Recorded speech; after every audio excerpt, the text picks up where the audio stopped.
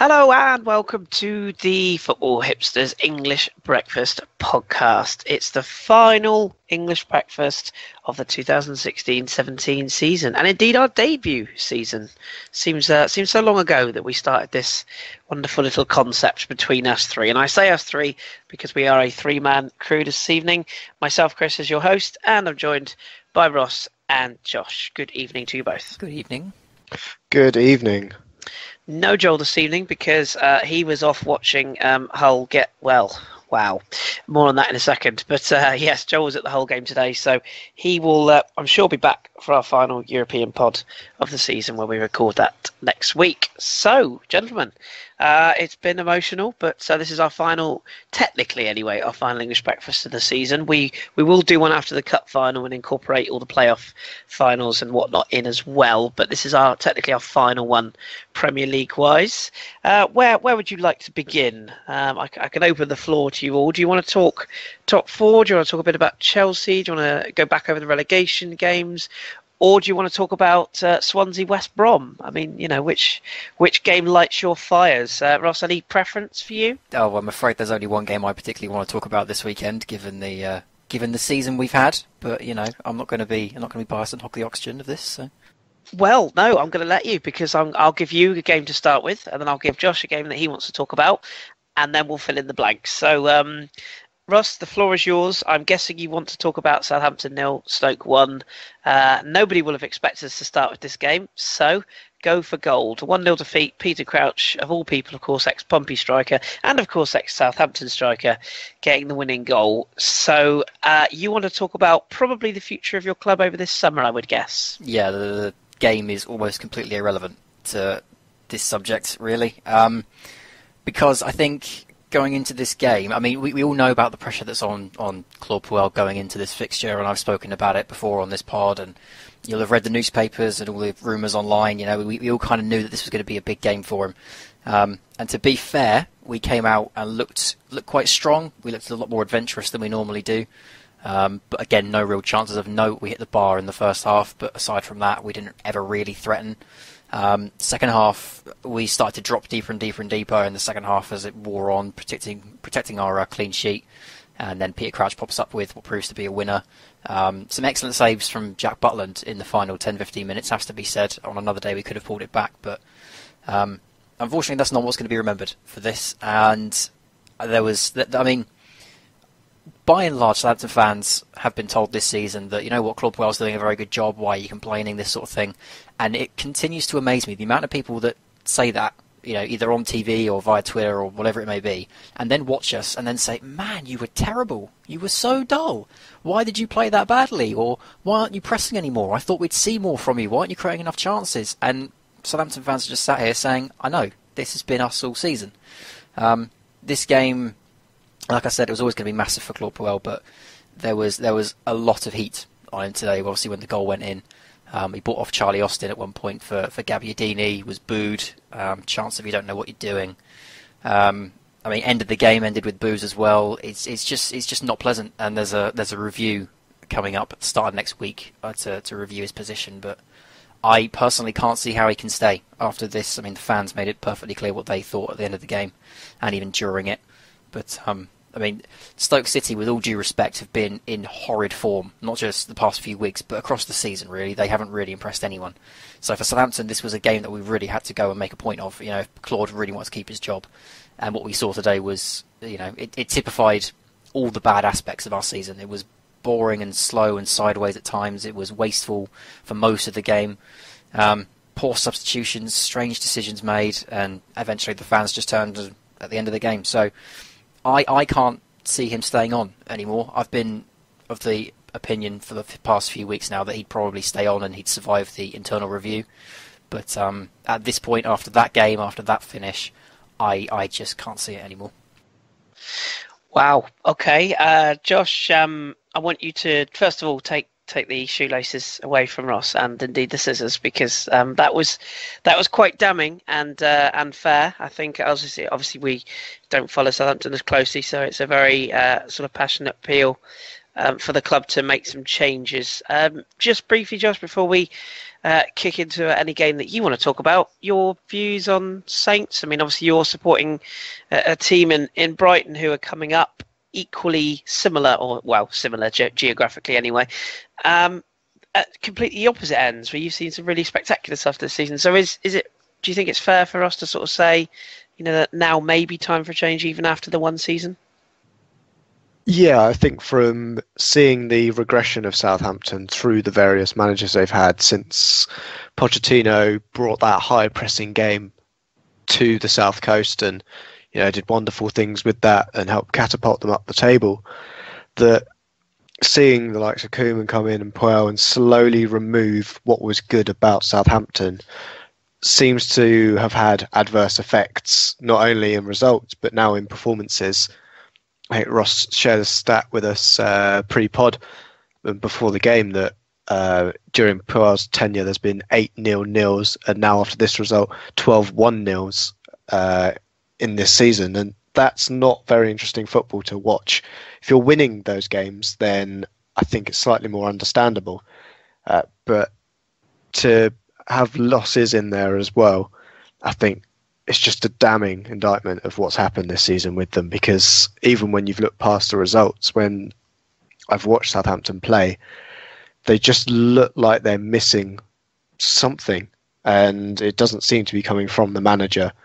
But when it comes to review, I think it's a case of, is it the players that are the problem? Because, this declining press has happened over a couple of seasons, and that's not necessarily Puel's issue. It could be the players he's got there. The likes of Romu has looked absolutely fantastic this season. Does he need more players like that to then become successful with Southampton? I think that's the decision that we'll see them make across the summer. Just for the record, Indeed. I got some more stats just to add some colour to this. Like Josh said, 8 0-0s, now 12 1-0s. He's played 53 games, Claude Puel, so that's probably about a half, or just under a half, probably about a third of his games have all ended in either 0-0s or 1-0s. 17 home goals scored across the entire season.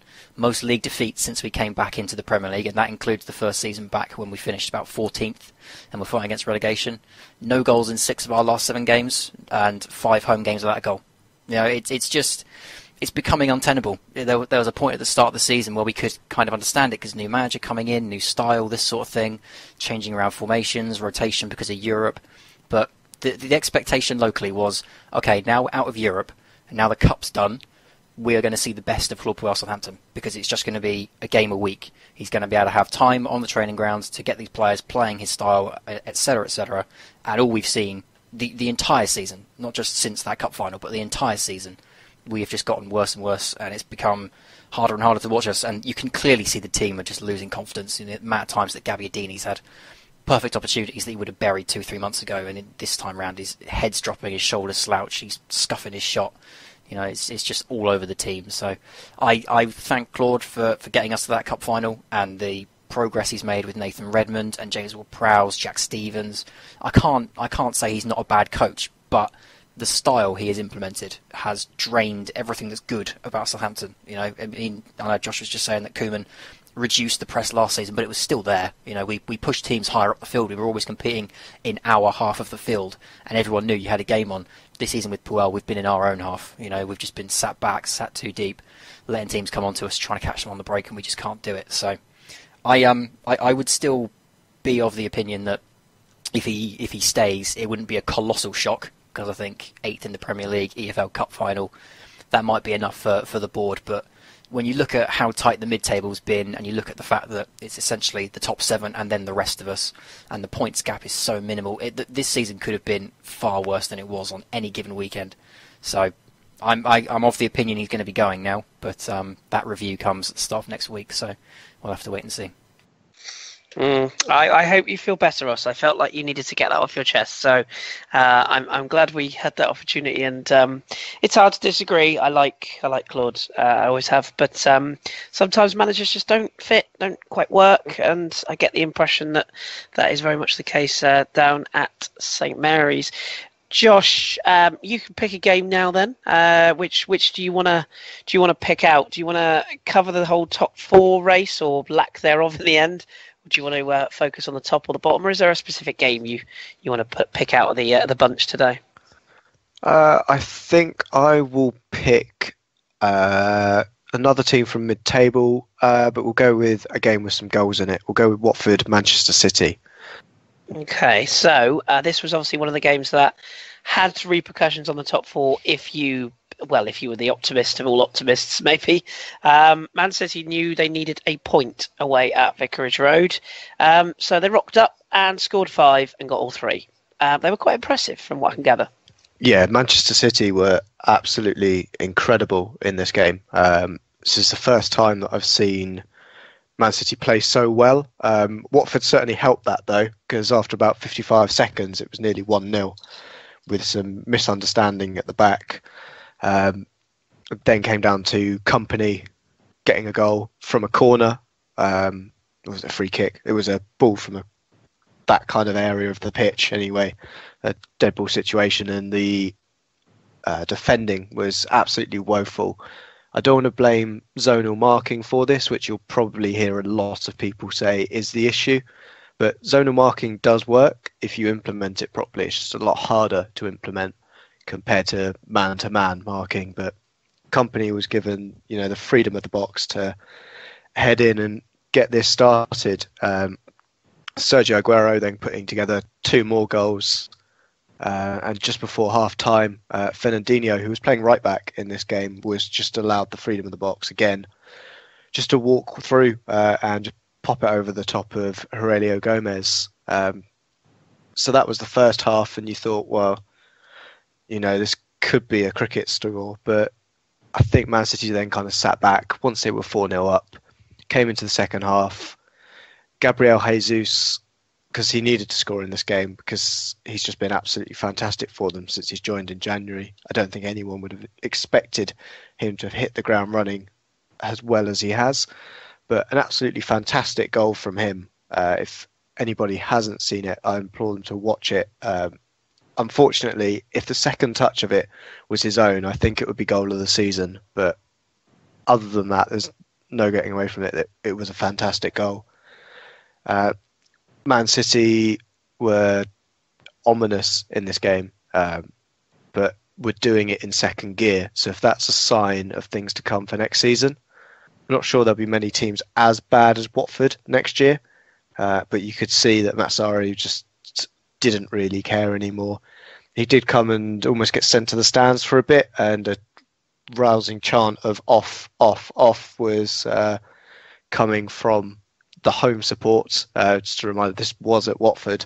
That's the kind of level they've got to the manager now in his final game. There was no happy farewell. There was boos throughout the game for the team, and the only cheer was when Troy Deeney came on. And that's quite a damning indictment, isn't it? When the only cheer you can raise is when your club captain comes onto the pitch. We know that Walter Matsari is going to be leaving Hull, or has now left Hull. Very much came across as a performance based around a team that really didn't give two monkeys about seeing him off. Just quickly on Man City, Ross, is this kind of a glimpse of what could have been the last few weeks? I mean, the cynic in me would say Man City have only really turned it on in the last few weeks when they knew that there was nothing to play for.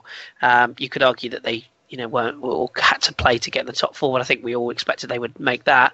So Pep Guardiola linked with a lot of players in the summer. Is it a case of major surgery required now to get them to kick on? Because he said himself he would have been sacked if he'd have been at another top club in Europe. So you've got to think they have to be looking at success next season now. Yeah, they're definitely going to need to start looking at centre-backs and wing-backs, I think, to perfect this. I would say personally that after, if we set aside the first 5-10 games or so when teams didn't really know how to approach Pep Guardiola's Premier League style, I would argue that Manchester City, I've only seen them play the Pep Guardiola way on 2 or 3 occasions this season. One of them was against Southampton, and one of them here was against Watford, where the opposition team gave them a lot more respect.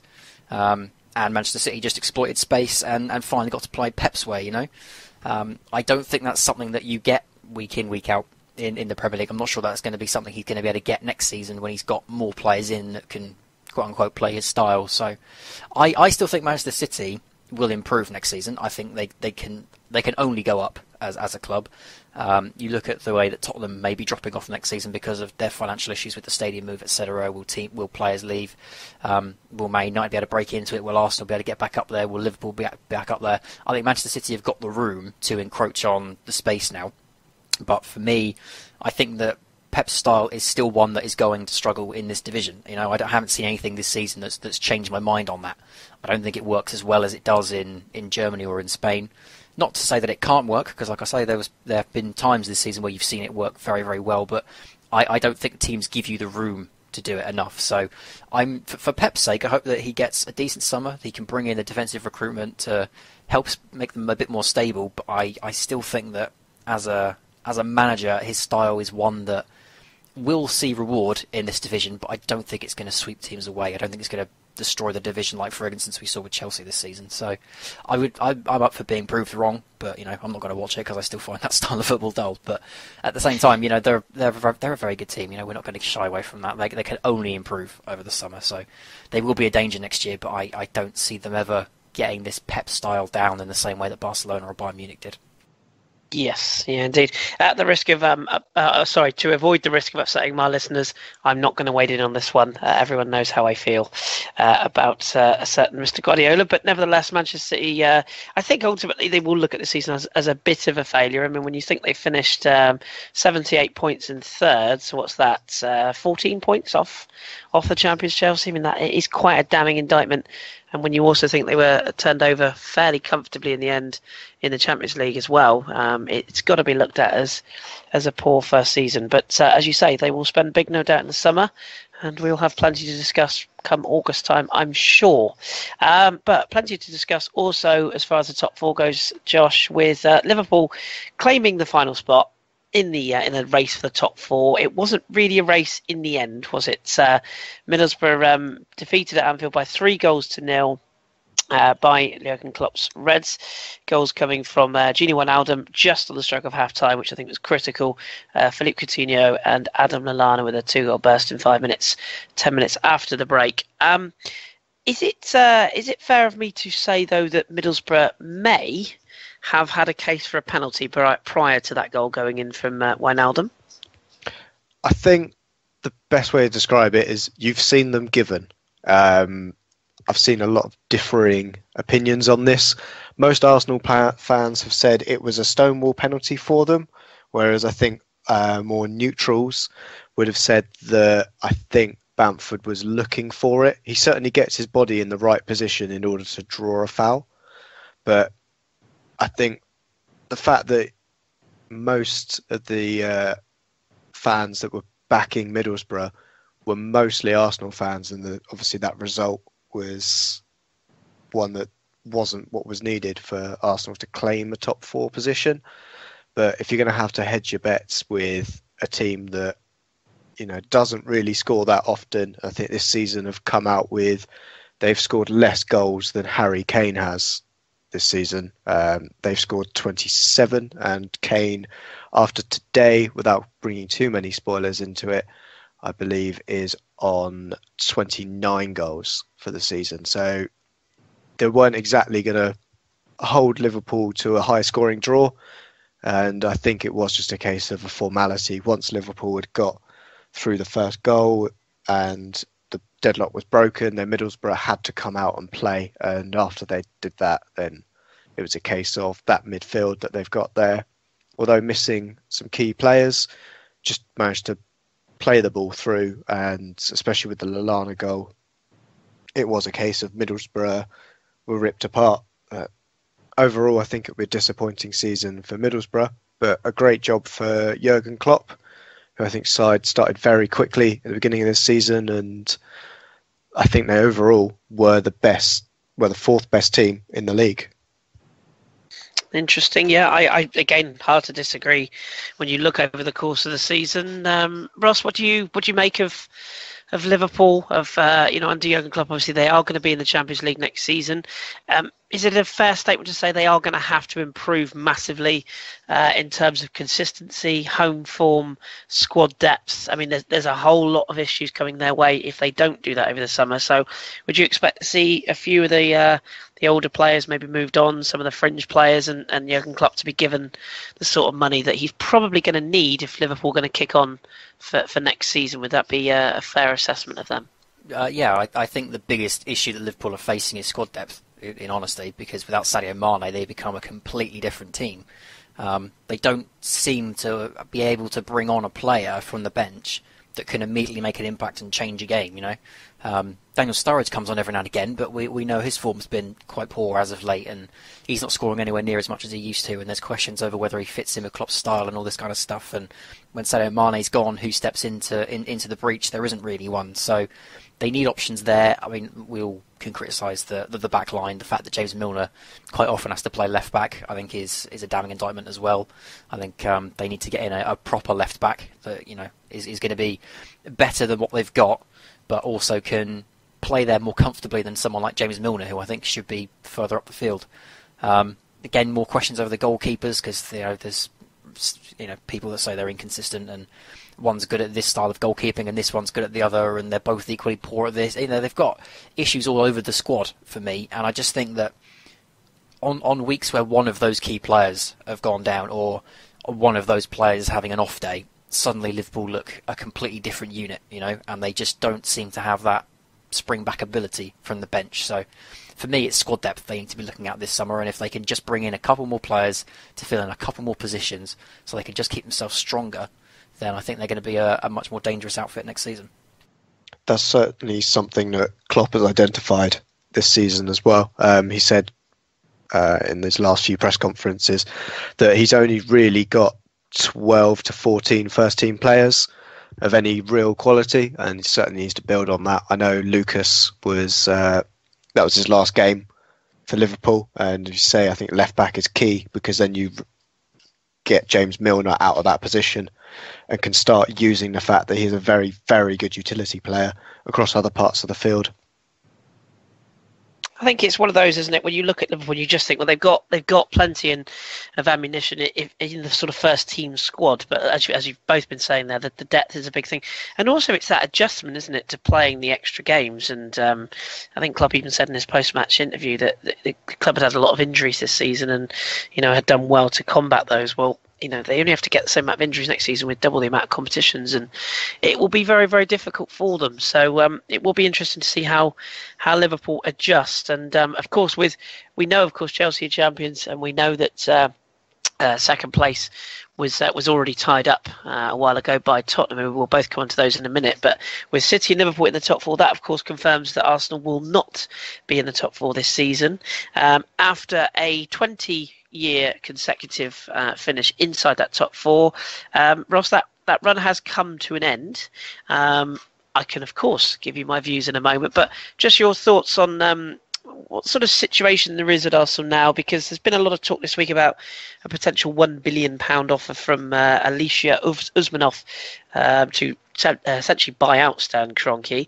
I personally have a few issues with this and a few concerns with how the Arsenal fan base seems to have turned once again from the manager being essentially the spawn of Satan.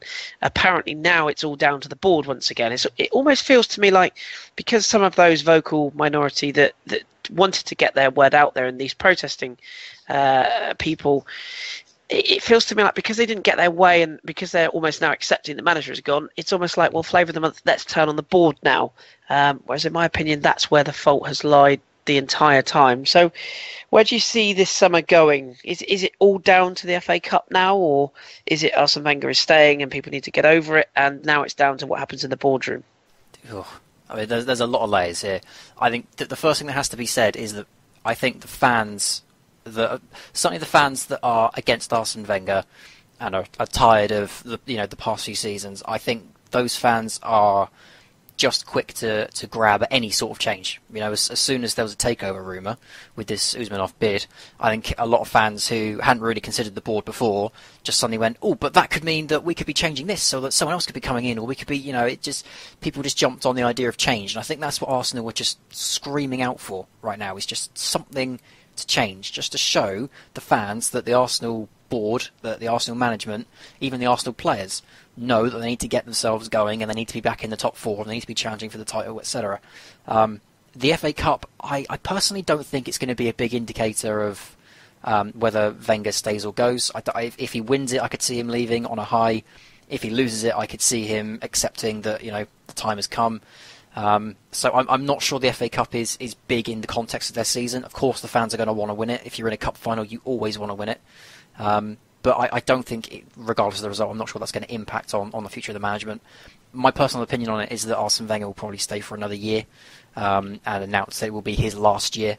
I think he will try to do what he can this summer to give whoever comes in next the best possible squad, so that he can say, right, these guys will fight for the shirt, these ones have probably got to move on, and hopefully there'll be some squad rotation. So it's going to be a busy summer, and it's going to be a summer that I think Arsenal fans, maybe more keenly than in previous seasons, will be eyeing every single angle of this summer, because they just want signs that things are going to be changing. If Wenger's staying, then I think some people will begrudgingly accept it, as long as something else significant changes. Now, whether that's the playing staff or whether that's the board, I think as long as one changes, it will mitigate the heat on the other two areas. You know, so for me, it's just a club that's screaming out for change, and I think the heat that you've seen on Arsene Wenger all the way across the season has just been the manifestation of that. Agreed, yeah, hard to disagree with that. And a 3-1 victory to finish off the season. However, Josh, it's come at a cost. Goals in this game from Aaron Ramsey clinching it with a beauty to finish off, but 2-0 up, had to Bellerin after an extraordinary Danny Welbeck miss. Second from Alexis Sanchez after a bizarre set of defending from Everton, who we could touch on a second. Lukaku scoring his customary goal that didn't matter. I'm joking. From the penalty spot, I couldn't resist. Come on, it's the last show of the season, everybody. But yes, it comes at a cost, Josh, because Laurent Koscielny sent off for a rather late and rather silly scything challenge on not Antonio Valencia. It is Antonio. No, it isn't. What's the guy's called? I can't remember. Valencia. Anyway, the Everton Valencia. That's the one. Enna Valencia. George to his friends. He now misses the cup final. And Gabriel also leaving the pitch on a stretcher with a hyperextended knee, from what we can gather. Looks likely that he's going to miss the cup final. So does this all basically mean that the cup final is guaranteed to be Arsenal's, with Per Mertesacker returning the hero after missing the entire season? I jest, of course, but it has come at a bit of an issue to Arsenal, hasn't it, with this defensive worry now? Yeah, it's not something they'd really want to have as an issue coming into the cup final, especially the fact that they have now moved to a system that utilises 3 centre-backs as opposed to 2. They still have options. I wouldn't be surprised to see the defence start with something like Mustafi in the middle, holding on the right, and then Monreal dropping back and Gibbs getting a go on the left wing. But overall, looking at the tackle, it just was completely unnecessary to even be going in for that. This is an issue that I think Koscielny does have. He is prone to the occasional rash challenge, and this was just another case of that. Going into the cup final, I think Chelsea have got the better form. They still haven't kept many clean sheets, though, Chelsea. So there is always a chance for Arsenal to get a goal or two. I think it'll be definitely a very interesting game, but overall for Arsenal, it was a little bit too little too late in terms of trying to salvage the top 4 position. I think, as we'd already covered, that, you know, to have all your eggs in a Middlesbrough basket isn't that particularly stable a bet to have at all. But overall, I think Everton weren't particularly great either. They did look like they were playing an end of season game, to be honest. Did a little bit, didn't it? Looking at it from a whole, and just very briefly on Everton, Ross. Obviously, leaving out your best mate Ronald Koeman for a moment. Major surgery, another club needing major surgery this summer. Not just the futures of Lukaku and Ross Barkley, who it seems, reading between the lines, are likely to go. I did see something very interesting on this, where Ronald Koeman is a man who. He doesn't pull any punches in the media and has come out constantly this week and the last few months and said, well, Ross Barkley this, Ross Barkley that. He doesn't sign this. If he doesn't sign that, we'll sell him. The player himself has said nothing. I find that quite interesting, that the manager is the one who's calling out the player when the player has really not said a thing at all.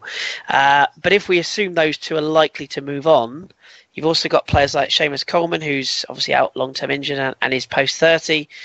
Phil Jagielka, Gareth Barry, Ashley Williams isn't a spring chicken. Lots of movement, methinks, Everton this summer. So where do they need to strengthen?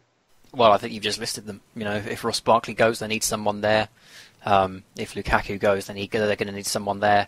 Personally, I think their centre-back issue is fixed just by moving Mason Holgate off the right wing and back into centre-back. I think that's his best position. The only reason he's really been played at wing-back at the moment is because of Seamus Coleman's leg break. So I think back-line they should be all right, but the two key positions for them are going to be Lukaku and Barkley. And if they lose both, then aside from the fact it's going to be a big summer and they need to make sure they get those signings right, I think it's also going to be a very telling summer for a guy like Ronald Koeman, who has gone to Everton because he wants to blast the team into the top four. He wants to be able to have the financial firepower to get a club like Everton up inside the Champions League places, to try and win some trophies, to prove his worth for the Barcelona and the Holland jobs. Now, if they're in a position by the end of the summer where they either haven't had that money spent, or he doesn't feel like the board have provided him enough money, because I know a lot of Everton fans have been annoyed at the fact that there was all these promises of £100 million on the squad and not nearly enough was ended up being spent. Questions over whether or not enough money will be put in again this summer. It will be quite telling for Ronald Koeman as well. The relationship he has with the board, the kind of transfers they can do, the kind of ones they're after.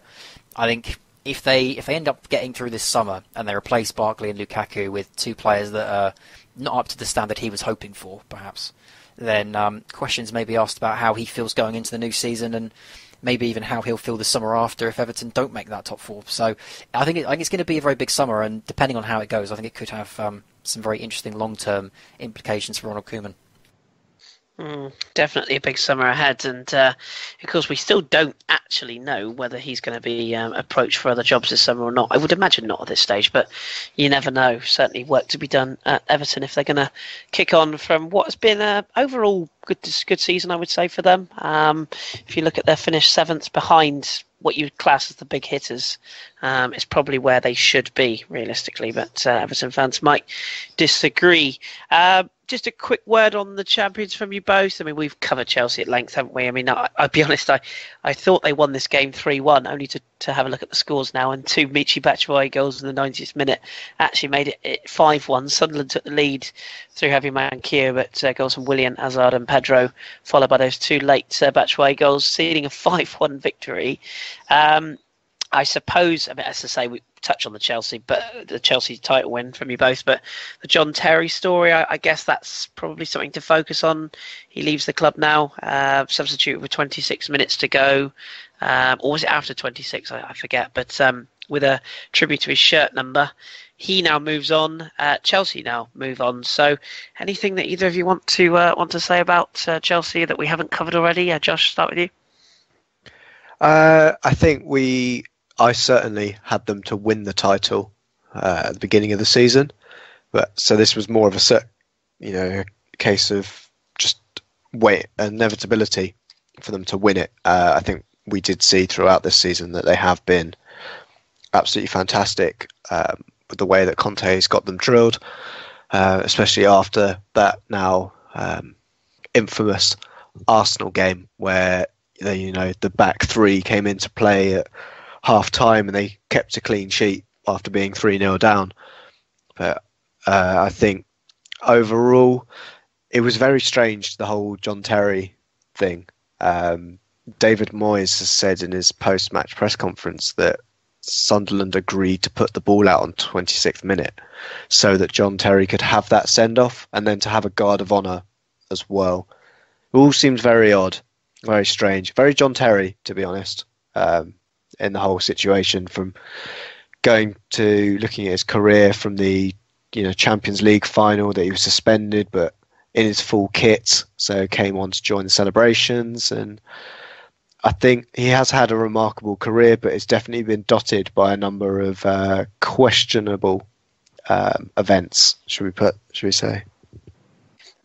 Definitely, and whatever you think of John Terry, and I have my views. I'm sure many have their views, but he has been a stalwart in that Chelsea defence and has been one of the best defenders in English football for a number of years. I think Monday's game at Watford maybe showed that that gloss has come off a little bit in terms of his defensive skills, but nevertheless he's still one that will go down in history as one of the very best on the pitch, if not maybe off the pitch, and certainly not in the Wayne Bridge household. Anyway, leaving that behind very quickly, Ross, anything you want to touch on with Chelsea? I mean, I guess the main question I would ask you, on top of anything you want to say, is what next for Chelsea next season? Is that when the real test comes? Because as with Liverpool, they now have Champions League football to contend with. So I guess this is going to be the proof in the pudding as to whether they won it this season so comprehensively because they had so much time, or because they were just that good. Yeah, I mean, I think we spoke about this last week, if memory serves, about the summer that they're going to need. I think for me, they need to make sure they do add a bit more depth and just add a bit more quality to the squad. We don't know about the future of Diego Costa. Is he going to go to China? Is he going to stay? Rumours, of course, that Inter Milan are going to offer Antonio Conte a colossal contract to go back to Italy. So they need to try and keep the core. They need to add in a few extra players, but I don't see any reason why this Chelsea side can't go again next season. For me, this Chelsea side has been one of the great Premier League teams. I know I've only been watching the Premier League for probably about 15 years now, maybe a little bit less. But for me, I think they're one of the all-time great Premier League sides. They've been absolutely fantastic this season, and I think 5 defeats actually surprises me. The sheer amount of defeats they've had. If you told me they'd only lost 2 or 3, I might have believed you. But to tell me there's 5 defeats across this season actually surprises me a little, because they've just been that damn good. So, been very impressed with Chelsea. I think it's one of the few rare occasions where even neutral fans were cheering for Chelsea at times, because they were just so good to watch. Even I, with my Arsenal hat on, had to take it off at times and say, actually, Chelsea have been very good to watch this season. It feels a bit weird, really, because I'm so used to sort of being so dismissive of them and not liking them, that this year I've had to give them a bit of credit, because they played some very good football at times. Yes, interesting, and of course, congratulations to Antonio Conte's men and all the backroom staff and players alike at Stamford Bridge. They are indeed the champions. We haven't forgotten Sunderland. We'll touch on them in a question we've got later on, so we'll come back to them. Josh, I'm going to politely sit out this conversation because it's quite Tottenham heavy. So I'm going to pass this one on to you. I can't hide my allegiances. Spurs won 6-1 at Leicester in midweek. They then went on to beat Hull 7-1 today. You just want to say a little piece about, obviously, the top goal scorer in the Premier League. That's now been decided. And if you want to, it's entirely up to you whether you want to talk a little bit about how Spurs have gone this season. Obviously, they finished in second. It's going to be very, very hard for them to achieve that next season, you would imagine, given the amount of money they're going to have to shell out for this new stadium, and of course the Wembley issue. But a word on one Harry Kane, I believe you have. Yeah, I think I mentioned it earlier with the stat that he had scored more than Middlesbrough this season. The fact that he had only played, I think it was 6 less games than Middlesbrough as well. So he's got a very, very good record. And the fact that he is 4 goals clear of anyone near him certainly shows that the achievement that Tottenham have made was absolutely fantastic. I think when you looked at what they have achieved across the last 2 years, that's probably, their form has been good enough to win titles, but just the fact that there's always been a better team at that time. It was either Leicester or Chelsea. And I don't know where they kick on from this. I think they're at that problem now where they're at a critical mass. don't think they can really bring in anyone that would improve their squad because they are playing exceptionally well. It is just a case of trying to convert those draws into wins. And the problem that you have highlighted with the new stadium coming, I think Levy still needs to tell the board and everyone else how they're going to fund part of the stadium, because they've already set aside, I think it was 400 million for it, but with Brexit occurring and the value of the pound crashing, that it's now almost doubled that cost. That I think it is inevitable that player sales are going to occur. The amount of contracts that got renewed this season, I know it became a bit of a laughing stock with that picture of Pochettino where he looked to be doing the same pose in every single one of these photos, and you could have just photoshopped the player out. I think it was Dele Alli, Kane, Walker, Rose.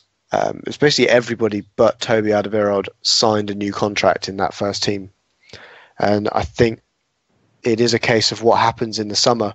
They have got a very good negotiator in Levy, so I'm sure he can get the value that they want from the players, but the fact that they still need to pay for this stadium may be a bargaining chip that other clubs will come in with. It'll be interesting to see how they cope. But I think there's a couple of players that are just slightly too young for super clubs, but there are others that would certainly be looking at big teams across Europe. Will definitely have a keen eye on them, especially if the likes of teams like Monaco aren't going to let their talent going. That's kind of the next step down, is towards Tottenham and what you can get from them instead. Yes, it is going to be a tough time. I just actually want to just quickly ask you, Ross, on the subject of Spurs. Is there not an argument to say that, and you know Pochettino better than most for developing players, is there not an argument to say, well, he's probably going to let Kyle Walker go, and he's got what's the chap from Burnley? Trippier. Kieran Trippier. He's got him in. Is there not an argument to say that Pochettino could potentially bring through the younger players that he's got in reserve, that we've seen fleeting glimpses of, or even sign some lesser players in the summer and actually be able to hemorrhage the loss of one of the big players? And I talk of, I think Kane probably will stick around, but obviously there's a little bit of talk about Dele Alli's future. There's plenty of talk about Alderweireld and his contract situation. So is there not an argument to say, well, they could actually afford to let one or two of these big players go, balance the books, and still rely on Pochettino's management to get them through this period of time of transition? Yeah, I was going to say after Josh had finished that Tottenham have the youngest squad in the division, and they finished second. You know, that's damn impressive, and that's not just because the players are good. That's because Pochettino can coach a player so well and bring out a whole new level in him. You look at, for example, Victor Wanyama. I don't remember a Southampton player that's left us since the Southampton meme started about us selling all our players every window. I can't think of a Southampton player that we've sold that has gone on and improved his game as much as Victor Wanyama has. And that's not because Victor Wanyama is an incredibly gifted footballer. That's because Pochettino has managed to bring out something extra in him. You know, he's been very good all season, and he's been adding a hell of a lot more goals to his game. I think that a manager like Pochettino would be brilliant for someone like Ademola Lookman, who's now off the cards because he's at Everton, of course. But I think he'd also be very good for someone like Ben Osborne, who's currently at Nottingham Forest. He's very savvy. You know, he knows how to get the best out of a player. He knows how to get them to fit into his style. And I think there are players in the EFL that he would be able to bring on, like he did with Dele Alli. Let's not forget he plucked him out of League One and took him to the Premier League and turned him into an England international within inside a season. So I'm not saying Pochettino's a miracle worker, don't get me wrong, but you look at his track record with developing players, and you can't argue that he's had a very, very good run. So it will be tough. Surely you can't win a Premier League in the modern age with all the money that's floating around to some of the other big teams. Surely you can't win the Premier League with another batch of EFL signees. But I don't see any reason why they can be, dropping off to 6th or 7th next year. If they have to sell a couple, bring in a couple from the academy. You think of Harry Winks, who has been in and around the squad but hasn't been starting every week. I think he could definitely be in there.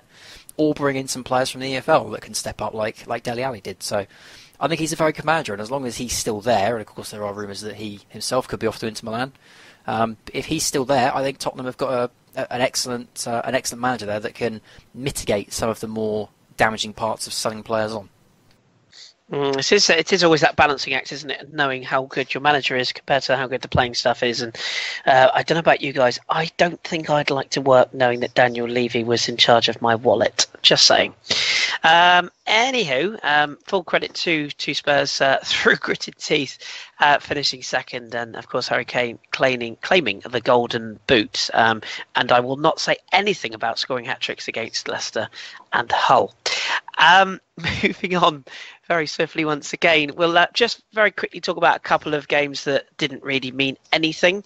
Josh, Manchester United with a 2-0 victory over Crystal Palace, setting themselves up for the Europa League final they have with Ajax, which of course the Satchel will be across next week. Goal for Paul Pogba, and a name that some people might not be aware of, Josh Harrop. 21-year-old midfielder opening the scoring for United in a fairly changed lineup. Everybody will be happy all round. Mourinho will have nothing to moan about, which will be a nice change. Palace safe, done, season over for them, and United move on to the Europa League now. So I guess it's just kind of pats on the back all round from both sides, really, isn't it, this one? Yeah, I think that was the case. There were a number of shock inclusions in the game, or in the Man United team sheet. I think we were expecting, because Jose had said he would make a lot of changes for this game. But when he said that prior, I think it was before the Arsenal game, it was still, like his reserve team that were coming out. But this one was certainly a lot of youngsters in there. He can add that to his sheet of players that he's given debuts to. So he can use that against journalists who suggest that he doesn't bring through talent. And it was even a time for me to first experience being sickened by the age of a player, with Gomez, who came on the 88th minute, was the first player in the Premier League to make a debut who was born in the 21st century. And as someone who's just in their mid-20s, that's finally got to me as being sickened. I don't know how to get over it, Kris. You're going to have to help me out on this one. Well, I'm not sure I can. I tell you what I can do though. I can ask you this ahead of that Europa League final next week. Did you see the little teaser that Zlatan put on Instagram yesterday? Did you see this? I did. Did it say something like he was ready for the final? He basically said back for the final. It's him doing some rehab in a pool. You wouldn't put it past him, would you? Coming on for the last 10 minutes or something if they're comfortably in a game. I mean, it does seem like a specialist to operate on. So he's never seen a more fit athlete for his age. He couldn't, could he? Really? I think that was a lot of agent speak that would, he's trying to get his client a new contract. He's technically out of contract at the end of this season. He's not going to say his knee's ruined and allow himself not to get a bit more money in some form of transfer. But with the final, am I right? It is in Stockholm, isn't it? It is. Capital of Sweden. So yeah. I'm sure that Zlatan would try and make an appearance. Whether or not he has to come on with the aid of a Zimmer frame, I'm not sure. But I can't see him making any footballing contribution to the game unless it goes to penalties and it's the fifth one and someone helps him up to the penalty spot. Otherwise, I can't see it happening. Exactly. Do you know what? Weirdly, I know he's in the travelling party, isn't he? And weirdly, if United are 2 or 3 up with 3 minutes to go, I could actually imagine it happening. But yeah, I think you're right. I think there's a lot of spin on that. It's classic Zlatan to post that at this time. So yeah, I don't think that's going to happen. And as we said, I think all happiness all day round really for both sides. Palace and United both seeing off their season. For anyone that cares, Manchester United finishing 6th, where they've been for the majority of the season. In truth, largely disappointing season, I guess, but that will all be remedied if they do indeed win the Europa League, I'm sure. And Crystal Palace finishing up in 14th place with that crucial win with Hull last week, sealing their safety. Quick word on Swansea as well, Ross. 2-1 victory over West Brom. Johnny Evans putting West Brom in front. Andre Ayew and Fernando Llorente scoring the goals to keep Swansea up. West Brom, we've just give a little nod to them. Finished 10th, which is classic Tony Pulis. Safe, secure, in the top flight for another season. Happy days. As for Swansea, though, they're the ones I just want to touch on. A lot to be done in the summer, or not a lot to be done? I mean, the future of Gylfi Sigurdsson seems to be the big issue. But with Paul Clement in charge now, do you foresee them just bringing in a few, shall we say, steady players that can just pad out that squad and then go again? I think he's certainly clever enough to bring in some steady players. I think Narsing, wasn't it, that came in from, I can't remember which Dutch club it was now, but when PSV. When he came in from PSV, he hasn't had a brilliant run inside, but every time you've seen him, you look at him and say, he is a player that can really take this Swansea side on, next season. I think Paul Clement is a very shrewd appointment for Swansea, because if they'd gone down, I think he would have been the perfect man to rebuild them. If they'd stayed up, which of course they have, I think he's the perfect man to rebuild them and try and get them back to that Swansea way they were known for over the past couple of seasons. I don't exactly know what the budget is he's going to be working with, but I think he has a very good player knowledge, and Swansea City, to be fair, do have a very good scouting system as well. Let's not forget these are the guys that brought Wilfred Bonney to England, and he did absolutely brilliantly with Swansea, and they've had other players there. I mean, Jack Cork has been absolutely brilliant since he's gone there, so they do have a decent recruitment history, but perhaps not in the last season and a half. But I think there's bigger issues at play there with the boardroom level either way. But no, I think Paul Clement is a very good manager to take them on for next season. So hopefully he can get in a couple extra players to take them maybe up to about 12th next season. I don't expect them to be turning up trees. I don't think they'll be reaching any League Cup finals again like they were under Laudrup. But certainly I think a steady season next year, back up in mid-table, safe with no real concerns, I think would be a great start for the Paul Clement era. Agreed. And just sticking with you for West Ham, who won away at Burnley today. That was a 2-1 victory for West Ham. Feghouli and Andre Ayew turning around an opener from Sam Vokes. We should give, and feel free to give a nod to Sean Dyche, who... okay, yes, it might not be the most glittering playing style ever, and Burnley might be unfashionable, but he's done a magnificent job on the budget Burnley are on, and if he can just sort out the away form, they'd be a comfortable sort of mid-table side. So feel free to give Burnley some credit, but also West Ham. Again, another club, we seem to be saying that a lot tonight, but another club with major surgery. Is the manager going to stick around? Are they going to have to turn over a huge amount of players? Your thoughts on both clubs and how their seasons have ended? Well, Burnley, I think, have surprised a lot of people. I think there was an expectation that because the budget was so low, because they didn't bring in too many players, because this was essentially a championship team coming back up to the Premier League, there was an assumption they'd get absolutely swamped and just swept away this season. I think anyone that watched them in the Championship would recognise that they did have an incredibly strong defensive unit, and they'd be a challenge in the Premier League for some of these bigger sides to break down, and so it proved. Next season, obviously, much like Bournemouth did this season, the key aim is going to be to make sure you're in it for a second year, to make sure you've got that money for a second year so that you can then build on it on the third year. But I think that the away form, I can't see Burnley fans being entirely happy with a second season with the away form as poor as it has been. I just don't think there'll be that same level of acceptance from certain sectors of the Burnley support. So I like Sean Dyche. I think he's an excellent manager, but I think he does need to address that next season. West Ham, I mean, they have got a lot of problems. We don't know if the manager's going to be there. Obviously, the stadium move hasn't had this glittering, glorious effect that the owners were hoping for. The ownership are still coming out and saying some silly things at times. I think this week there was a Twitter thread where it's Sullivan, isn't it? The guy that I don't like that is always on TV. He was on Twitter. No, sorry, it's Gold. He was on Twitter saying that Burke and another one of their youngsters, Reece Oxford, they've been out on loan this season, and someone tweeted him that they had no minutes clocked for any teenager that had come through their academy over the course of the season. And he said that we just have to accept that these kinds of players aren't going to break into our team, which is going to upset West Ham fans even more. So they've got problems in a lot of areas, but I don't think there are any terminal ones. I don't see West Ham being in a relegation fight next year. But they do have to decide on a transfer policy. I think that's been one of the biggest hindrances over the course of this season, is that this time last year they were talking about bringing in Lacazette and all these players from Spain, and you're not going to believe who we're going to be signing. And then you got to January and it was Robert Snodgrass and Jose Font.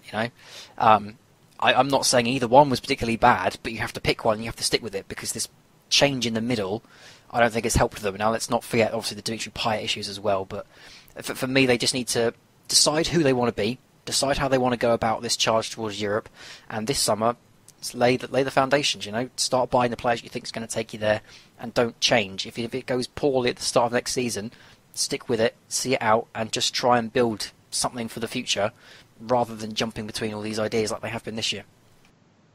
Does seem like a bit of a messy club at the moment. I have a bit of a soft spot for West Ham as a club. One of the first the first game I ever went to see as an Arsenal fan was at the old Upton Park, and have a lot of time for some of their support base and indeed the club. But those that manage it, not so sure personally. Not as keen, unless of course it's Karen Brady in pictures.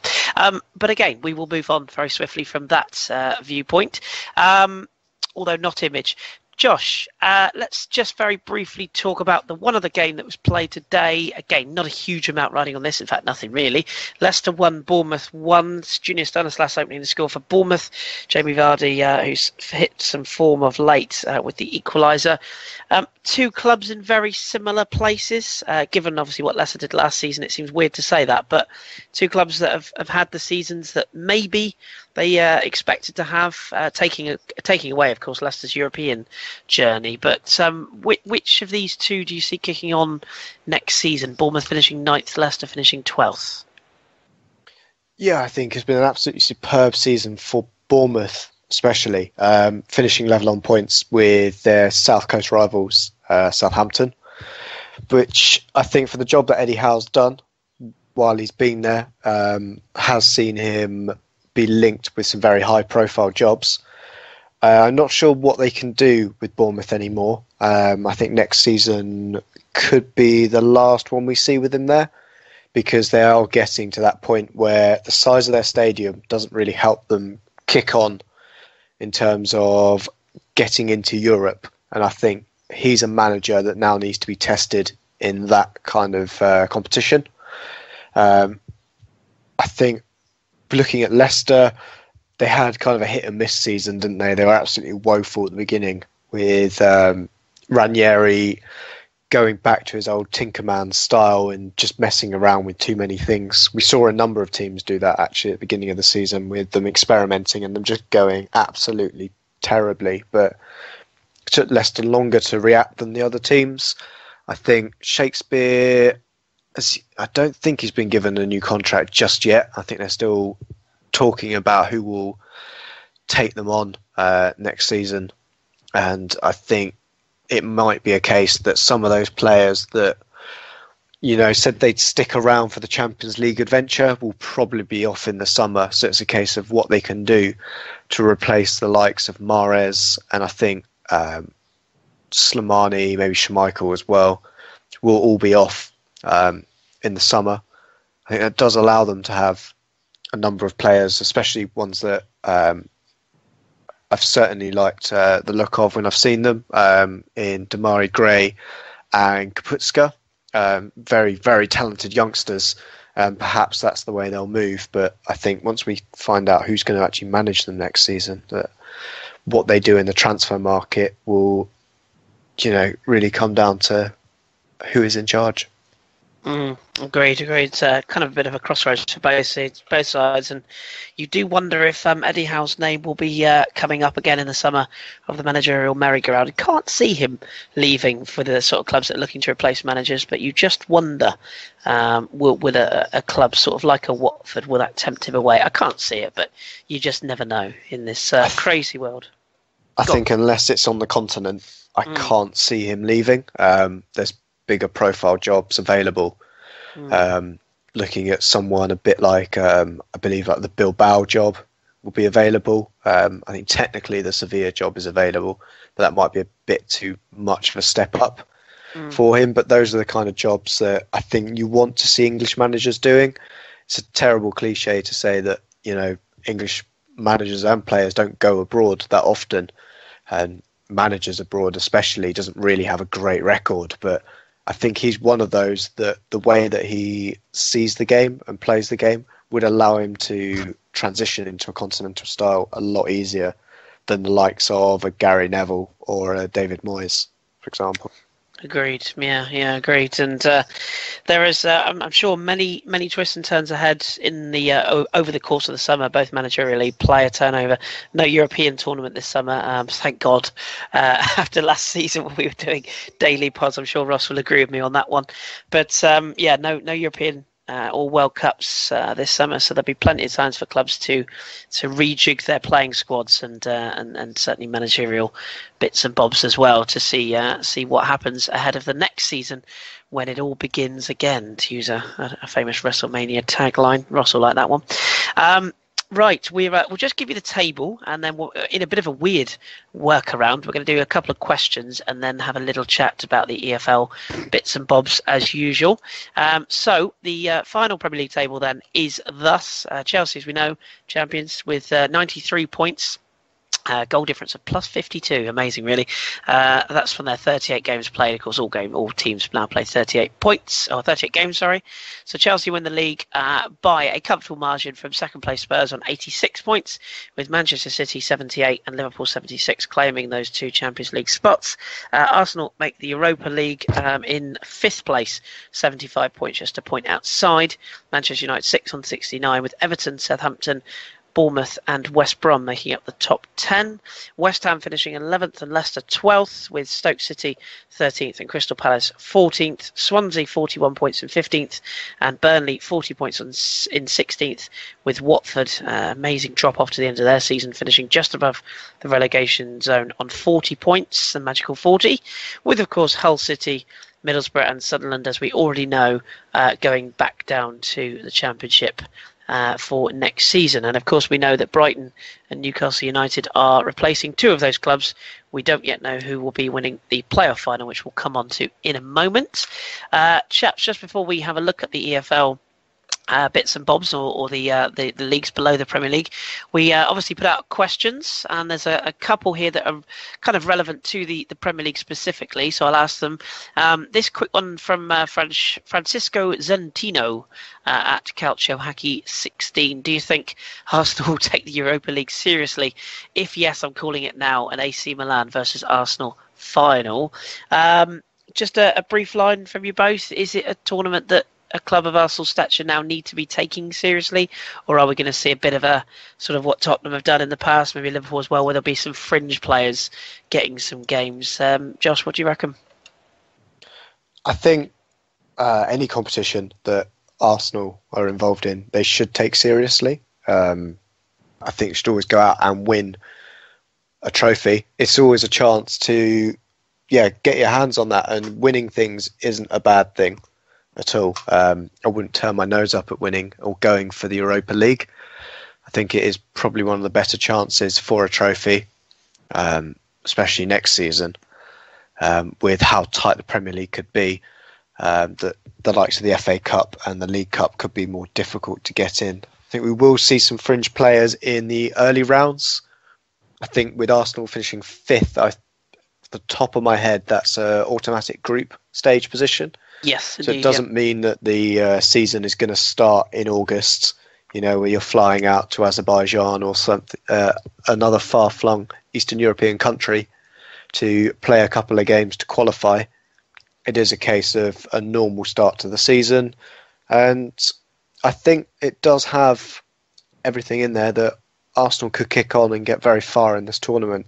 And personally, I would like to see them get to the final. Man United have done it this season, and the quality of football they've played on their way to that hasn't been great. And I think a team like Arsenal should be taking this seriously, because as congested as the top four we've seen this season, finishing on 75 points any other year would have got you a top four place.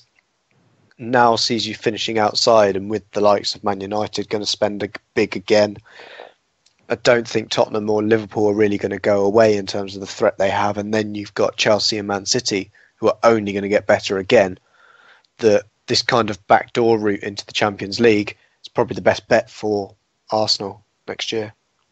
Yeah, I agree with that. And Ross, that was exactly the point I was going to say to you. Is there an argument that we know how long it's taken Liverpool to get back into the Champions League after missing out? I think it's 9 years, I think I've read somewhere. Is there an argument now to say, well, regardless of who's managing Arsenal next season or who their players are, is there an argument to say, well, it's going to get even more tough to get back into the top four next season? Winning the Europa League represents the best chance of getting back into the Champions League. Is that kind of a fair argument? Yeah, that was the argument I was going to make as well, and I completely agree with everything that Josh has just said. It's a competition you have to go and win if you're in it, especially if you're a club as big as Arsenal. Some of the other teams that have dropped into the Europa League through the leagues this year. I mean, Marseille are a club who I think are going to take the Europa League quite seriously next year as well. They're going to want to make a statement on the international scene, so there's going to be a lot of big clubs in there that are going to be fighting for that, and I think Arsenal should definitely be in the conversation. The issue of them getting back into the top four is tricky because, like I was saying earlier, I expect there to be changes made. Not sweeping, but certainly some profound ones to that Arsenal squad, or at least there should be some profound change to that Arsenal squad. And let's argue that they bring in 5 new first-team players. I'm not sure it's going to happen, but let's just argue. If they do, are they going to be able to settle down and get straight into the Premier League and guarantee you top 5, or top 4, I should say? I'm not sure, not with the quality that's already in the division at the moment and the way that other teams are going to strengthen. I think a team like that's going to probably see quite a few dramatic first-team changes is going to need to try and find a different route into the Champions League, and the Europa League is an excellent chance to do that. It's a different cup run for Arsenal fans. It's not one they're used to. Hopefully for them it's a new experience. It's one they can enjoy, even if they just hope it's for the one season. But I think the Europa League is something that Arsenal are going to need to take very seriously next year. Yeah, completely agree with you, and it'll be very interesting to see. There's a lot of bigger clubs in the Europa League for next season, and more to come potentially, depending on qualification games, etc. I think it's perfectly summed up by our very own Mr. Welsh, who simply tweeted earlier on, waiting for the shock on Arsenal fans' faces when they realise that the teams in the Europa League are not as bad as they all think. I think that's probably quite a good way of putting it, albeit, of course, FC carrier bag will still exist in some dark, deep corner of Europe, no doubt as well. This other question, it's a good one actually, as usual, from our good friend, and a chance to plug his blog. It's our good friend Tom at 5 Star Flips. If you haven't read his piece already, please do. His blog is up and live on our website. Bridging the Gap from Youth to First Team is his blog. It's a very, very good read. I know we've got some good feedback on that, so thank you, Tom. Do check it out. His question is simply this: who do you guys think has the biggest rebuild out of Hull, Middlesbrough and Sunderland, and where should they strengthen? Ross, I'm going to give this to you first, because obviously you'll be keeping your beady little eyes on the Championship next season. Who do you think, and where, as Tom says, where do you think the clubs of those three need to strengthen? Where do they need to strengthen the most to come back up? I would probably say that Sunderland are the club that are going to need the most changes, because if I look at a team like Middlesbrough, I think they're going to need an extra striker. I think they're going to need possibly a new centre-back if the rumours about Ben Gibson leaving are true. And then they'll just need to replace any players that either have to go or want to go. It would just be a change. It'd just be a situation where you just need to react to your summer for Middlesbrough. I think as long as they get a decent manager, I don't see a reason why they can't make an immediate challenge for at least the playoffs next season. Hull City, it's a little bit more difficult because we don't know yet the future of Marco Silva. If he stays, I think he will make some dramatic changes, but I think with the core that will remain there, I think there'll be a carry on, and I think his style would suit the division. So I'm not convinced they're going to need colossal surgery or very dramatic surgery, but they will need an extra few bodies in, and again it will then be reacting to the window. If these players don't want to be in the Championship, they have to go, they have to be replaced, etc. But Sunderland are just in such a mess. It's not even a case of, right, how do we react to the summer? Because I'm already thinking just in my head, I'm imagining the starting 11 on the tactics board, and I can only think off the top of my head of about 3 players that are currently at Sunderland that I expect to be there next season. They're going to need dramatic changes to the first team, not just in one area, but in all areas of the field, and they're going to need backup on the bench because guys like Donald Love are just not going to be able to cut it. So for me, I think Sunderland are actually in huge trouble, depending of course on how their summer goes, but I think they're in huge trouble of being completely swamped by a Championship division that is going to be so ridiculously competitive next season. I think we're going to see a lot of shocks in that table this time next season. So I think Sunderland are the most, what's the one I'm looking for? The most precariously positioned team to be leaving the Premier League this year. Middlesbrough, get the manager right. I think they can come again. Hull, sort out the manager situation and then let him fix a couple of issues with the squad. But Sunderland, I think it's just in such a sorry state. They're in trouble of being like Wolves were a couple of seasons back when they went down, in my opinion, depending on the kind of money they can get for the first team. So, for me, all day long, it's Sunderland. Interesting. I concur. Josh, do you have any differing views on that? Are there is there grounds to say that any of those three are in a good position to come back up, given the fact that Middlesbrough don't have a manager, Hull are likely to lose theirs, and Sunderland are, well, keeping theirs? I would probably go with Hull. Look like the best bet to come straight back up.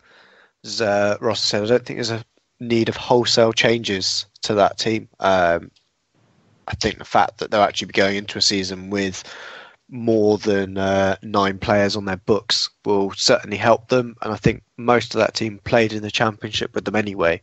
And we'll see the challenge of next year. I think they can go in and definitely challenge for the title if they make the right decisions. Middlesbrough, again, it is a case of who stays, who goes. I don't think anybody, bar Gibson, has really shown themselves to have proved themselves in the division, really. I think other than maybe Callum Chambers, but again, he's a lone player, so he won't be there for much longer.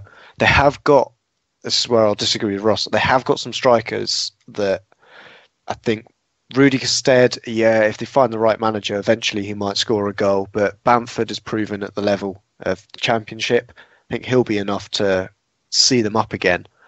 But it is a case of who stays, who goes.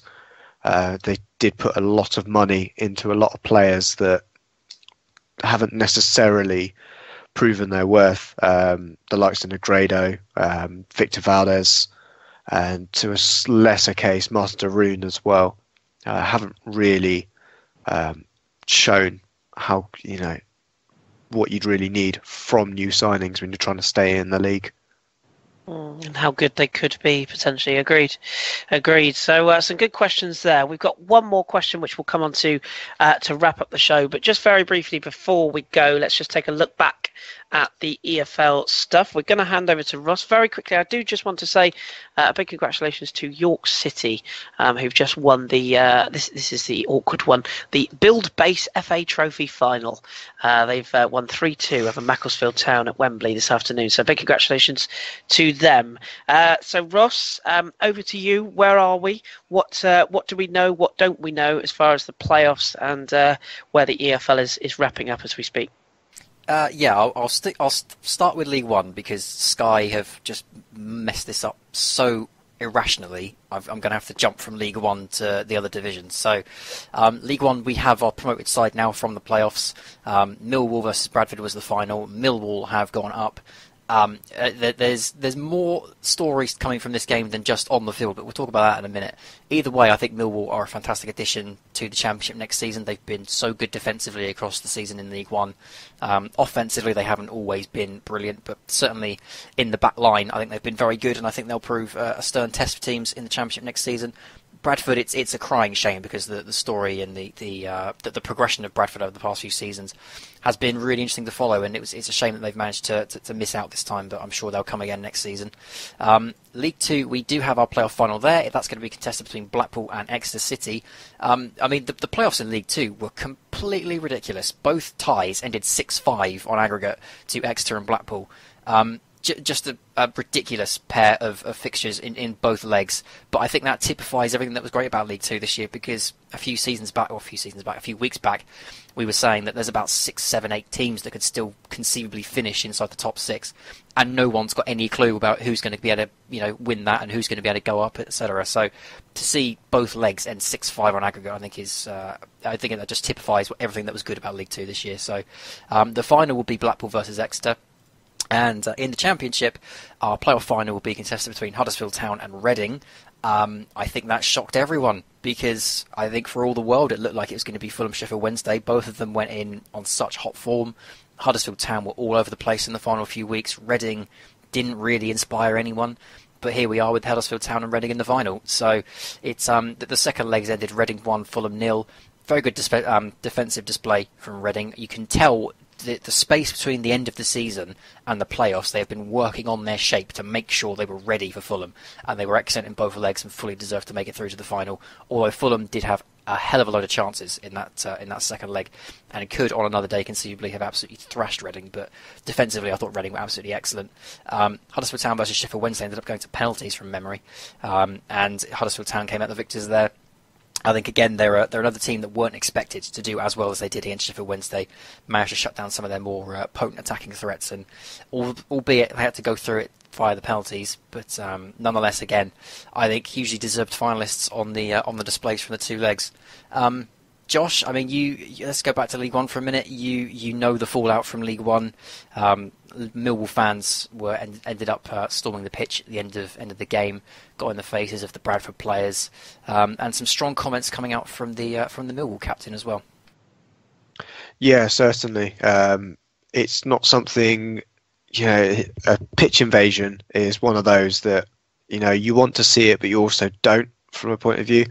And when it's the case of the Millwall captain, the goal scorer, Morrison, coming out and saying that the fans that invaded the pitch ruined the moment for him, because it ended up with delays for them getting the trophy. And overall, I think even Stuart McCall, the Bradford manager, said that he wanted to lamp a few of the fans because they were getting up in the Bradford players' faces, and they wanted to go over and applaud their fans that had come down to Wembley and unfortunately couldn't see them get promoted. So I think it has tarnished the feeling around the final, and hopefully it's a case of the fans that did invade the pitch, have a good hard look at themselves in the mirror and see what they've done. That their actions did have, as fun as it was to get on the Wembley pitch, did have recourse with the not only the opposition but their own players weren't happy with what happened. Yeah, it's a sad thing for Millwall because they've always kind of had that reputation as that kind of club, and for a few seasons it looked like that had been dying down, but there's just always these instances. Same with Leeds. Leeds often have that image of being that sort of club, and then they don't have them, and then you catch them on TV and there's fans pushing players out from when they fall into the stands, and they do come across sometimes this season, especially as the Bastia of England. But hopefully Millwall can stay out of trouble next season, because on the field they've been absolutely excellent. Kris, I don't know how much you saw of the League Two playoffs, but like I was just saying there, the League Two playoffs were absolutely ridiculous. Do you have any way of calling the League Two final? Because given the 6-5 aggregate scorelines we had in both legs, it's very difficult to call at this point. It is. It is. So we got, just remind me, Exeter and Blackpool, wasn't it? Blackpool, yeah. After the 3-3 and the 3-2, Exeter, both late goals, weren't they, as well? Both late winners. But yeah, well, all I'm going to say is I hope Exeter.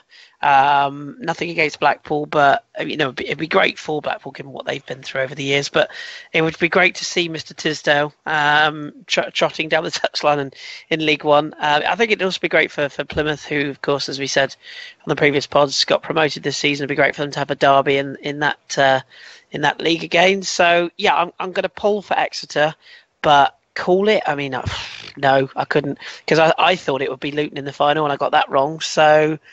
No, I really can't call it, to be honest with you. But let's say that the small part of me would like to verge on the air of Exeter if I can. So that's what I'm going to do. Yeah, they're also my pick, Exeter. I think they've been mainly because of the story of them being bottom in November and now being in the playoff final. I think there's just so much momentum behind them. I think they're going to be favourites for that final. Josh, do you have any picks for the playoff two, the League Two playoffs, I should say?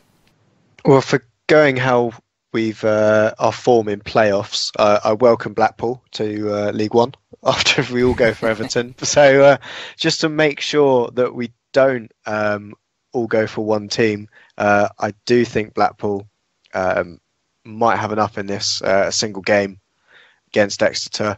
Anything can happen. It's that kind of form out of the window situation. And I did think that Luton would win it. So I think that the team from that tie would probably be the winner. So I'm going to go with Blackpool for me. Yeah, it's so tough. You could flip a coin, and I think everyone that's listening will have a different answer. So it's very tricky, the League Two playoff final. But I think that, like I was saying, it absolutely typifies that division this season. The run in, I should say, for the playoffs was ridiculous. So finally, the Championship playoffs. Difficult to call at this point. I think we all kind of agree it'd be Fulham versus Sheffield Wednesday. But Josh, do you have any inclination at this point? I think Huddersfield versus Reading is a typical attack versus defence on paper, but do you think the Wembley pitch will benefit Huddersfield? Do you think that Reading will just have the defensive nous to block them out? I mean, it's a tough one to call. Yeah, it certainly is. It's a big pitch, Wembley. I know it sounds like a cliche, but it really is. It is a lot wider than most pitches that you'd expect to play on. So whether or not that will help Reading, because Huddersfield obviously like to play quite an expansive game. So a lot of running as well encouraged over that. So the more ground they'll have to cover could see them tire more quickly. It's certainly a tight game. I cannot call it, but if I have to, I think Reading, because I actually want Huddersfield, and the way we've been going, we've been jinxing them. So I'm going to say Reading. I'm saying Huddersfield, by the way. Well, I was just going to ask you, I don't know how much you've seen of the Championship playoffs this year, but I thought Reading were hugely impressive, and given what they've done to Fulham, are they going to be going into a Huddersfield game thinking, right, we could do the same to you? Or, like I say, are Huddersfield going to see this as the perfect opportunity now with this giant pitch to be able to finally play as they have at their very best this season? Yeah, I mean, it's nothing against Reading at all. I mean, obviously, as an Arsenal fan, there's been many times where I went to the Old Elm Park years ago, and the Medeski is a good stadium as well. It's nothing against Reading, and it's nothing against Yepstam or any of the players. But if I couldn't have my beloved Fulham, and I couldn't have Sheffield Wednesday for sort of, if for nothing else, to make Nat happy, for me it's Huddersfield. I don't know about you guys. I'm always keen on a new name in the Premier League. I always like to have a new name coming up, and somebody, when you look at David Wagner and what he's done there, and how he's turned that club completely around from a club that people knew as, well, old-fashioned Huddersfield, and now on the verge of the Premier League. It's an incredible achievement. They are still at the McAlpine Stadium, aren't they? Tis still the McAlpine, is it? It's got a different name, I'm pretty sure, but it might have been renamed. But what it used to be called, yeah. It's got like a really funky roof. Been there a number of times, again, years and years and years ago. But yeah, I mean, they are just a club that have got momentum back again at the right time. That penalty shootout sort of had a real feel of, they really believed. And although I'm not the hugest admirer of the what I call fashion managers and what's the word I'm going to use here? Passion managers. Jurgen Klopp, obviously, I'm divided opinion on. David Wagner is cut straight from that cloth, and one thing I would say is I was quite impressed with how he kept the players out on the pitch at Hillsborough. You saw him, in the middle of a group, basically just looking at each individual player with his finger in the air, saying one more game, one more big 90 minutes, and we can be there. And there is a sort of part of me that does actually kind of admire that team spirit, that team ethic that they've got. And they were, I think, the underdogs for the most part, for most of the people looking in. So yeah, I mean, if they end up going up, brilliant. And obviously if Reading go up, then props to them as well. They both have brilliant seasons, but I'd like to see Huddersfield, and it's, as I say, it's just another name, and of course they've got Elias Kachunga, so how could I not like them? Well, they've also had the same budget as Rotherham this season, haven't they? So there you go. Would be quite incredible to see Huddersfield make it, but there you go. It's going to be a tight game either way. Absolutely. And of course, Josh, you've put in the chat, South Shields, I gather, won the FA Vars as well. So do you know who they were playing in that final? I must admit, they were playing Cleethorpes Town, and that was part of the non-league double-header cup final that happened at Wembley. So there was a game, that was the game prior to the, was it the Buildbase Trophy? Yes, indeed. It was the FA Vars beforehand. Splendid. Well, congratulations to them as well. Okay, so as we said before, we will be back with coverage of those finals to come. So we will cover those, of course. And again, on behalf of ourselves, congratulations to Millwall and all the other cup winners of recent times.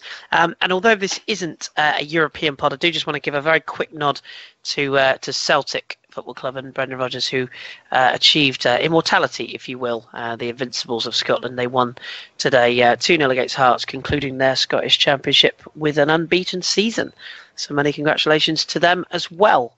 Right, we'll wrap up this week's show with one final question, which has come in from our good friend Pete Kennelly over in Oz. And he wants to ask, if you had to rank all the leagues this season out of 10, what would you give? I'm going to take the Premier League because I know you two would love to talk lower down. So I'm going to give the Premier League a solid 7. Championship race hasn't exactly been enthralling. The relegation race was settled early, but there was quite a number of sort of quality teams scrapping it out throughout the season, and some very good additions, players and managers wise as well. So I'll go a solid 7 for me. Ross, you and Josh can both have the other leagues. So I'll ask you first, Ross. I've renamed you there. Championship, League 1, League 2. Your votes out of 10 for each league. I would say the Championship as an 8, League 1 as a 7, and League 2 as a 9. Ooh, okay. Did you miss a league, or did you say all 3 then? That was all 3. If you want me to say Premier League, about 6. I think the Premier League's been poor this year. Yeah, go on. I'll give you Premier League as well. Josh, what about yourself? I'll work my way down. Premier League, I think, hasn't been great this season. We've had a runaway winner, really. So it took most of the kind of fun out of it and suspense. So I think, again, that's probably about a 6. The Championship, I'll be biased. I think it was the best league because Brighton got promoted, so 10. League 1, I think, Shameless. Was good. Yeah, it was a bit. But I think, League 1 has been very good from what I've seen from it. I'll give that a 7. And League 2 was absolutely amazing. It was absolutely insane, as we've gone through in this podcast. And I think I'll give that a 9. Interesting. Okay. Well, I have to confess, and I know this is going to sound a little bit pointless for me to vote, but I actually am with you. I think the Championship has actually been the best league this season to watch, and in my limited experience of it, as Ross indeed knows, I've really enjoyed it this season, and I will be making an effort to follow it next season. And by the way, for those of you asking, because I had a couple of people asking, so hello to you, 2 people. Actually, no, I think it's 6 people asked me who was I going for next season with regards to Championship, because I left that little teaser, didn't I, last week, and said, I have a feeling one club might be an underdog favourite that I'm going to pick early ahead of next season. Josh got me on this one. Damn you, Josh. Nottingham Forest is the club I'm going to keep an eye on next season. So officially I should probably takeover this week as well. Officially signed absolutely. Off. And that was the main reason why I think that things could be changing there. I don't know. There's a lot of work to do, a lot of changes to make, but they are the club I'm going to be following next season. So there you go. I shall make sure I'm Championship heavy as we go into next season. So there you go. Okay, splendid. Right, gentlemen, we'll draw a line there. Just so everybody knows, as I say, this is technically the last English breakfast of the season, so we do want to of course say a massive thank you to each and every one of our listeners, whether you came in late, whether you've been with us from the beginning, or whether you've literally just tuned into us because you had nothing else to do of a Sunday evening. We really appreciate each and every single one of you, and please do continue to give us some feedback, or any things you'd like, any things you don't like, things you want to hear more of. By the way, if you want to have a go at me for my bias against Tottenham, I'm sorry. I'm really sorry, but I don't think that will change. But that's why I have panelists here who can dig me out when I'm in a trough of biasness. So thank you. And I know we do have a Tottenham fan who does listen to us. I forget your name, sir, so I'm going to dig it out right now. If it makes Tyler? you feel any better, No, then George, I am a colossal fan of Tottenham. So there you go. Between me and Kris, we've got it balanced. We have. It's Gage Reynolds, who I think is over. I'm sure he's in Texas. I may have got that complete. Yes, he is. Hello from Texas. So there you are, Gage. I'm very sorry if I've offended you at any point this season. But no, in all seriousness, we do thank you all for listening. We do appreciate it, and we're not giving up yet, lads. Are we? We're planning to come back next season. I think that's the general plan. No changes from us. So. We'll attempt to bring you some football gold again next season if we can, and we will of course be back to cover the plan is to do an FA Cup final pod blended in with the EFL Championship final playoff, and of course the League Two final will be settled by then as well. So I think the plan is that we'll probably record on Bank Holiday Monday. I think that's the loose plan. Maybe the day after. We'll see how things go. So there we go. Any final things you want to say, either of you, Josh, Russ? Anything you'd like to say before we sign off? Well out. Nothing additional to what you said. Yeah, I agree. Everyone that's listened to us, thank you very much. Good stuff.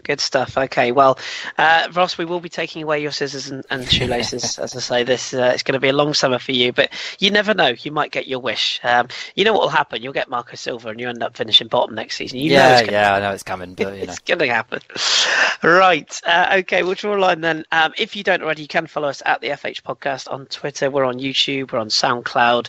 We're on our own website. We're on iTunes. We're all over the place. And if you do want to listen to us, please do hit that subscribe button, leave us a review, feel free, and we'll just finish on this, and we will finish on this tomorrow as well.